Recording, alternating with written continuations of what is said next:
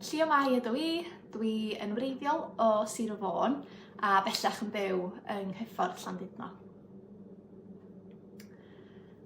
Yr hyn ysbrydolodd Beth Os ydy mod i wedi darllen stori newyddion ryw dro am ddynes oedd wedi cyfarfod dyn ar awyren ac yn ystod cyfnod y ffleit mi oedden nhw wedi mynd i siarad ac yn amlwg wedi clicio.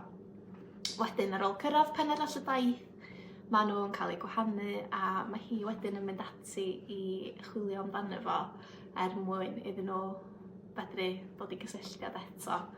Felly, rhyw stori fel yna oedd cychwyn y syniad am Beth Os. Sefyllfa arferol iawn nath yn sydyn droi yn sefyllfa anarferol. Dwi'n credu mai neges y stori ydy bod angen mentro weithiau. Mae rhywun yn gallu mynd i deimlo yn rhy gyfforddus efo'r un rwtîn ac efo'r un hen drefn gyfarwydd. Ond mae hi yn cyrraedd pwynt weithiau lle mae'n rhaid i rhywbeth newid. Ac mae newid yn gallu bod yn anodd.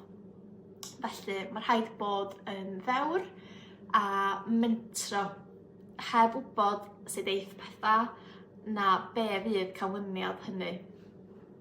Ond mae trio a methu yn well na ffeidio trio o gwbl gan amla.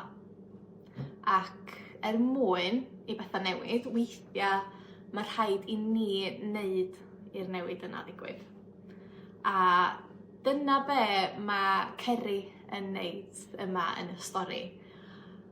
Does gan hi ddim o'r syniad lleia sut eith pethau hefo Mac go iawn, ond mae hi'n teimlo bod angen i hi roi cynnig arni. Rhag ofn mai dyma di'r person mae hi fod i dreulio gweddill i bywyd efo nhw. A mae hi'n cymryd lot i roi eich calon i rywun arall, gan wybod bod na siawns y cewch i'ch brifo, ond mae Ceri yn mynd amdani a dyma hefyd be sy'n ei gwthio hi i roi'r gorau i'w swydd o'r diwedd. Gan draws newid i bywyd yn llwyr ac agor y drws i bosibiliadau newydd. Dwi'n gobeithio y bydd y darllenwyr yn uniaethu efo Ceri fel prif gymeriad, a mi bod hi yn dipyn bach o romantic ac yn rhywun sy'n gadael i'w dychymyg fynd â hi ar gyfeilion weithiau. A mae Ceri hefyd braidd yn styc ar hyn o bryd, a mi ydyn ni gyd yn teimlo chydig yn styc efo rhywbeth o bryd i'w gilydd. Ddim yn siŵr pa gam i'w gymryd nesa neu pa lwybr i'w ddilyn am y gorau.